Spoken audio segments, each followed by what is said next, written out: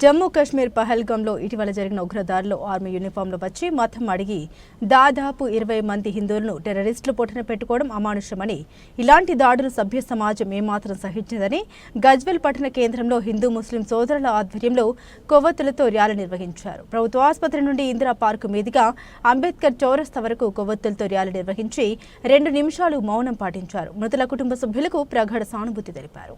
ఈ సందర్భంగా వారు మాట్లాడారు. ఇలాంటి ఘటన హేయమైన చర్యగా భావిస్తూ ఉగ్రదాడుల ఘటన తీవ్రంగా ఖండిస్తున్నామన్నారు. హిందువులైనా ముస్లింలైనా ఒంట్లో పారే రక్తం ఒకటేనని, హింసకాండని హింసాత్మక చర్యల్ని తీవ్రంగా వ్యతిరేకిస్తున్నామన్నారు. ఇలాంటి ఘటనలు పునరావృతం కాకుండా భారత ప్రభుత్వం కఠిన చర్యలు తీసుకోవాలని కోరారు.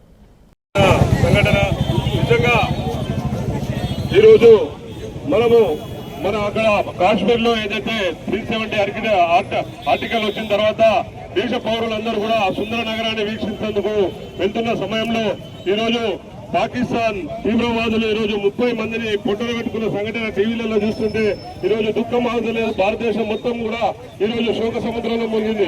ఇలాంటి పరిస్థితుల్లోనే మనమందరం కూడా సంఘటితమై ఈరోజు భారతదేశ సమగ్రతాన్ని మనం కాపాడాలని కూడా భారతీయులమైన మనమందరం కూడా రాబో కాలంలో ఇక బంగ్లాదేశ్ కానీ పాకిస్తాన్ కానీ మనమందరం ఏకతాటిపై ఉన్నాము. కాబట్టి మన దానిలో ఈ మత చిచ్చులను రేపి అక్కడ హిందువులనైతేనే చంపేశాము అని ఒక విశేషపడుతూ ఈ రోజు మన భారతదేశం మొత్తం కూడా ఈ యొక్క సంఘటన అందరినీ కలిసివేసిన సంఘటన.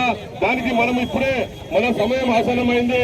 మనం హిందూ ముస్లింలు ఎందుకంటే ఇక్కడికి వచ్చిన ప్రతి ముస్లింలందరూ కూడా ఇక్కడ హిందువులే, మనం అందరం కూడా భారతీయులమే. కాబట్టి మనము ఇలాంటి సంఘటనలు ప్రతి ఒక్కరం కూడా వ్యతిరేకించి రాబో కాలంలో మనం అందరం ఒక్కటై ఇలాంటి మన మూకలను ఇలాంటి తీవ్రవాదులను ఎదుర్కొనే దిశగా మనం అందరం కూడా సంఘటితం కావాలి.